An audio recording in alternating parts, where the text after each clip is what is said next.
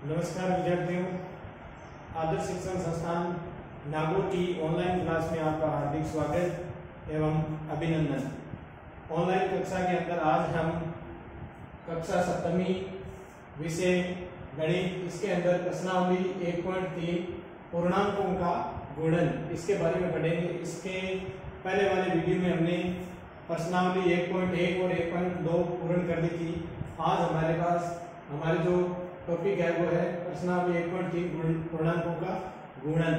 इसके अंदर अलग अलग पूर्णांकों का गुणन है। जैसे सबसे पहला दे रखा है एक धनात्मक और एक ऋणात्मक पूर्णांकों का गुणन, दूसरा है दो ऋणात्मक पूर्णांकों का गुणन, तीसरा जो है वो है गुणन के अंतर्गत समृद्ध, और चौथा नियम है वो है गुणन की क्रम विनिमयता, और पांचवा जो नियम है वो है शून्य से गुणा करना, छठा नियम है हमारा गुणात्मक तत्समक है, और जो सातवां गुण है वो है साचर्य गुण, आठवां गुण है वो वितरण गुण, और नवा जो गुण है गुणन को आसान बनाना। ये सारे नियम पढ़ने के बाद में हमारे प्रश्नावली 1.3 के हम क्वेश्चन हल करेंगे। तो पहला जो हमें नियम है वो लिखा हुआ है कि एक धनात्मक और एक ऋणात्मक गुणन का पूर्णांकों का गुणन। जैसे इसमें देखिए, मान लीजिए कोई संख्या दे रखी है 3 गुणा कोष्टक -2, इसका मतलब ये धनात्मक और ये ऋणात्मक, इन दोनों का गुणा करेंगे। तो इन दोनों का गुणा करने पर 3 को 2 से गुणा करेंगे। इसके अंदर एक संख्या माइनस की है और एक संख्या प्लस की है, तो हम इन दोनों का गुणा करेंगे। तो हमेशा धनात्मक और ऋणात्मक संख्याओं का गुणा करने पर आंसर हमें हमेशा ऋणात्मक में ही प्राप्त होता है। जैसे 3 को 2 से गुणा किया तो 3 दूनी 6, लेकिन जो निशान लगेगा वो लगेगा माइनस का, और आंसर हमारे 6 माइनस के हो जाएंगे। ऐसे है। अगला जो नियम है वो है दो ऋणात्मक पूर्णांकों का गुणन। इसके अंदर मान लीजिए हमारे पास कोई संख्या दे रखी है -4 गुणा -2, ये दे रखा है। इसके अंदर हम इनको गुणा करेंगे, दोनों ये जैसे गुणा का चिन्ह और ये माइनस का चिन्ह दोनों एक साथ नहीं होते हैं, इसका मतलब इसके कोष्टक लगाकर इसको गुणा करना पड़ता है। तो अब इन -4 को और -2 से गुणा करते हैं तो हमारे पास ये जो संख्या है, दो ऋणात्मक पूर्णांकों का जब गुणन करते हैं तो हमें जो आंसर प्राप्त होते हैं वो हमेशा धनात्मक में प्राप्त होते हैं, क्योंकि माइनस गुणा माइनस हमें क्या प्राप्त होते हैं, प्लस, यानी धनात्मक संख्या प्राप्त होती है। माइनस से माइनस कट जाता है और जो बाकी संख्या बचती है उससे सीधा गुणा होकर हमें धनात्मक संख्या प्राप्त होती है। जैसे -4 और -2 को आपस में गुणा करेंगे तो माइनस से माइनस कट गया, और 4 को 2 से गुणा किया तो 4 दूनी 8 हमें प्राप्त हो गया। अगला जो नियम है वो हमारा है गुणन के अंतर्गत समृद्ध। इसके अंदर क्या करेंगे हम, मान लीजिए कोई संख्या हमारे पास दे रखी है कि गुणन के अंतर्गत समृद्ध, तो इसके अंदर हम क्या करें, कोई भी संख्या दे रखी, जैसे -20 कोष्टक इंटू -5। अब इनका हमें जो गुणा करने पर जो प्राप्त होगा वो संख्या तो हमें माइनस में प्लस में किसी में भी प्राप्त हो सकती है, क्योंकि इसके अंदर दोनों संख्या माइनस की, इसका मतलब माइनस से माइनस कट जाएगा और जो संख्या प्राप्त होगी वो 100 प्राप्त होगी, हमें वो धनात्मक मिलेगी। लेकिन गुणन के अंतर्गत समृद्ध का मतलब होता है ये इसके अंदर जो ये पूर्णांक है और जो हमें ये प्राप्त होगा ये भी पूर्णांक है। यहाँ पर जितनी भी संख्या प्राप्त होती है वो पूर्णांक होती है, और पूर्णांक सारे क्या होते हैं, किसके अंदर आते हैं, ये गुणन के अंतर्गत समृद्ध होता है, उसको सारे को पूर्णांक बोलते हैं।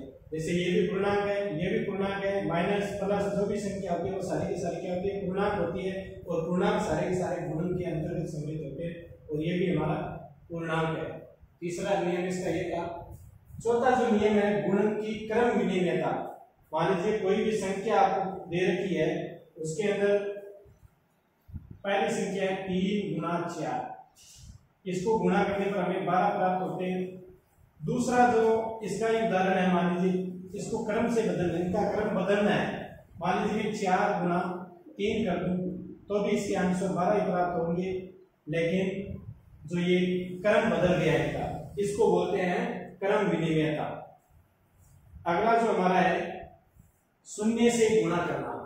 अब शून्य से किसी भी संख्या को आप गुणा करोगे तो ये हमें पता है कि शून्य को किसी भी संख्या से गुणा करने पर हमें शून्य ही प्राप्त होता है। जैसे 1 गुणा 0 बराबर 0 प्राप्त होता है, 2 गुणा 0 बराबर 0 प्राप्त होता है।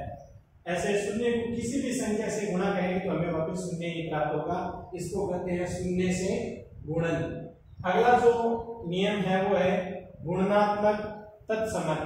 इसका मतलब ये होता है कि गुणात्मक तत्समक का मतलब ये होता है इसको किसी भी संख्या से गुणा करते हैं तो हमेशा गुणात्मक तत्समक के अंदर एक संख्या से गुणा था। जैसे -3 गुणा 1, हमेशा यहाँ पर 1 से गुणा होगा, इसको बोलते हैं गुणात्मक तत्समक। जैसे 4 गुणा 1 बराबर आंसर हमें वापस यही प्राप्त होगा, 4 गुणा 1 बराबर 4, -3 गुणा 1 बराबर -3, इसको बोलते हैं गुणात्मक तत्समक।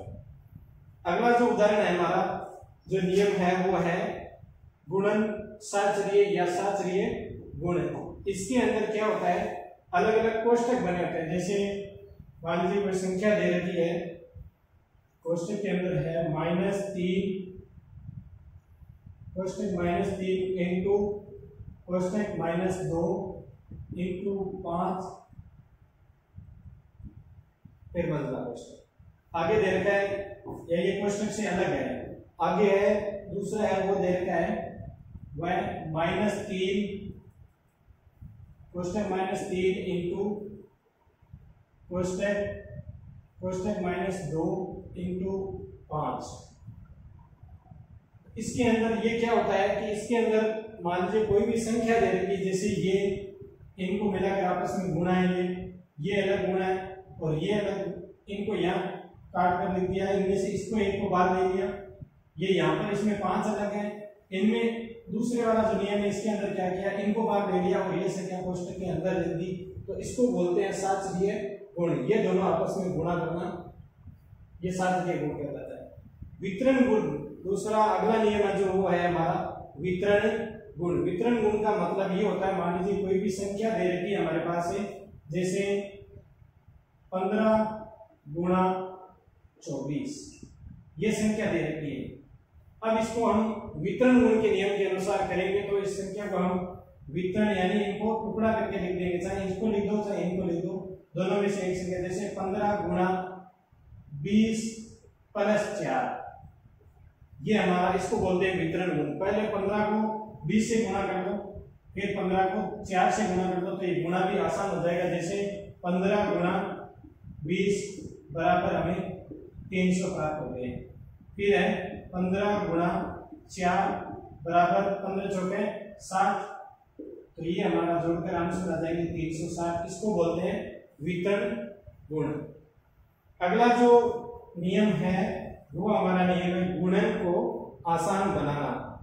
कोई भी मान लीजिए आपके पास संख्या दे रखी है, जैसे माइनस कोष्ठक -25 कोष्ठक -25 इंटू 37 गुणा 4, ये हमारे पास संख्या दे रखी है। इसको हम यानी गुणन को आसान बनाना है तो इसके अंदर हम क्या करेंगे, सबसे पहले ये दे रखा जो -25 इंटू 37 इंटू 4, तो अब इनको आसान बनाने के लिए हम सीधा पहले 25 को 37 से गुणा करेंगे तो ये हमारे लिए बहुत कठिन हो जाएगा। हम इसको क्या करेंगे, सबसे पहले 25 को 4 से गुणा कर देंगे। तो 25 को 4 से गुणा करेंगे तो 25 एक 25 25 दूनी 50 25 3 75 25 चौके 100, तो माइनस के हमें 100 प्राप्त हो जाएंगे। तो ये माइनस के 100 प्राप्त होंगे। अब हम इसको 37 से गुणा करेंगे तो ये हमारे लिए और भी आसान रहेगा। 37 से गुणा करेंगे तो 37 को 100 से गुणा किया तो हमें माइनस के 3700 प्राप्त हो जाएंगे। तो ये हमारा था गुणन को आसान बनाना। तो सबसे पहला जो नियम था हमारा वो था एक धनात्मक और एक ऋणात्मक पूर्णांकों का गुणन। दूसरा था दो ऋणात्मक पूर्णांकों का गुणन। इसके अंदर दो ऋणात्मक पूर्णांक पूछा है, इसमें यह भी पूछ सकते हैं तीन ऋणात्मक पूर्णांकों का गुणन। यदि तीन ऋणात्मक पूर्णांकों का गुणन पूछा है तो हमेशा दो ऋणात्मक का गुणन होता है तो क्या होता है, संख्या हमें धनात्मक में प्राप्त होती है। और यदि तीन का पूछे है तो संख्या हमें किसमें प्राप्त होगी, ऋणात्मक में ही प्राप्त होगी, ऋणात्मक संख्या प्राप्त होगी।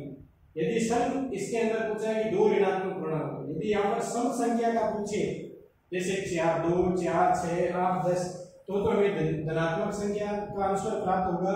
यदि यहाँ पर विषम संख्या के बारे में पूछे जैसे 1 3 5 7 तो हमें विषम संख्या का गुणन प्राप्त होगा। तो ये तो हमारे थे आज नियम। अब हम प्रश्नावली 1.3 का पहला क्वेश्चन है वो हल करेंगे। सबसे पहला क्वेश्चन है वही इन गुणों के आधार पर है। जैसे पहला प्रश्न है हमारा, निम्नलिखित गुणनफलों को ज्ञात कीजिए। प्रश्न नंबर 1 है, निम्नलिखित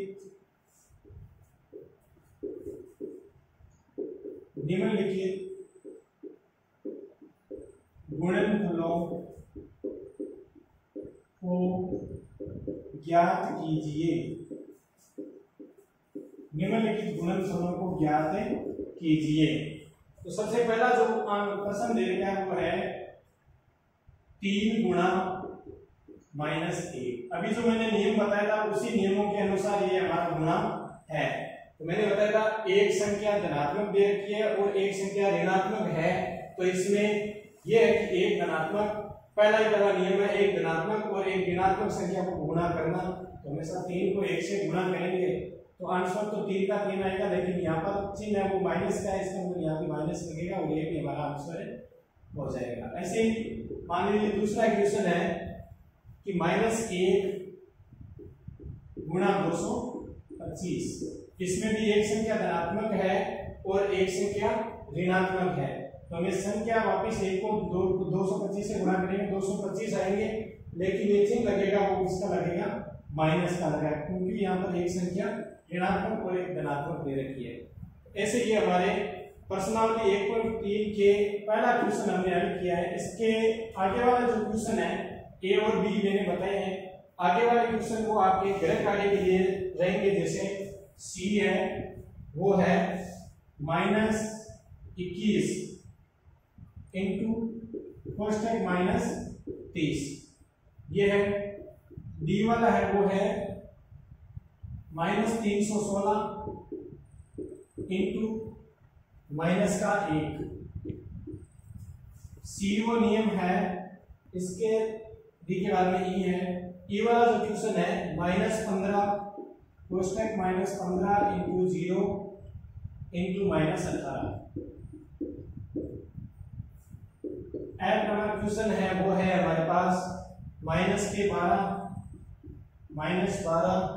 इंटू -11 इंटू 10। और एफ के बाद में जी नंबर जो है वो हमारा है 9 गुणा कोष्टक -3 इंटू कोष्टक -6। जी के बाद में जो एच नंबर क्वेश्चन है वो है -18 इंटू -5 इंटू -4। आई है वो है -1 इंटू -2 इंटू फिर -3 और गुणा 4। जे नंबर जो है वो है -3 गुणा 6 -6 गुणा -2 गुणा -1। तो ये हमारे प्रश्न नंबर 1 है, निम्नलिखित गुणनफलों को ज्ञात कीजिए। अभी जो हमने नियम बताए थे मैंने, 2 ऋणात्मक संख्याओं का गुणा करना, एक धनात्मक और एक ऋणात्मक संख्याओं का गुणा करना, वो 2 नियम इसके अंदर लगेंगे। अब मैंने बताया था कि 3 संख्याओं का गुणा, जैसे ये 3 संख्याओं का गुणा है, तीनों ही संख्या ऋणात्मक में दे रखी है, तो यहाँ पर 2 संख्या तो ऋणात्मक से ऋणात्मक कट जाएगी और ये दोनों आपस में गुणा हो जाएगी। जो संख्या इन दोनों को गुणा करने पर प्राप्त होगी वो फिर इससे गुणा होगी, लेकिन ये संख्या माइनस की है तो इसके आंसर माइनस में ही आएंगे, क्योंकि यहाँ पर 3 संख्या दे रखी है और 3 संख्या है वो विषम संख्या होती है। इसका मतलब इसका आंसर भी विषम संख्या, विषम में ही आएगा, मतलब ऋणात्मक संख्या में आंसर आएगा। अब यहाँ पर दोनों ही संख्या ऋणात्मक है तो आंसर इसका धनात्मक में आएगा। यहाँ पर 3 संख्या ऋणात्मक है और 1 धनात्मक है, तो पहले इन दोनों को गुणा करेंगे। तो ये दोनों आपस में कट जाएंगे, लेकिन यहाँ पर ये बचेगा वो ऋणात्मक संख्या, तो इनका आंसर भी ऋणात्मक में आएगा। तो ऐसे इनको प्रश्नावली 1.3 का जो पहला क्वेश्चन है, इसके ये सारे क्वेश्चन आपको घर से हल करना है। रफ कॉपी में हल करने के बाद में फेयर कॉपी में ये पूरा काम करना है। काम करने के बाद में आगे वाले भी जो इनके उदाहरण दे रखे हैं, प्रश्नावली 1.3 के 3-4 उदाहरण है, वो तीनों चार उदाहरण रफ कॉपी के अंदर मिला लें। Very good.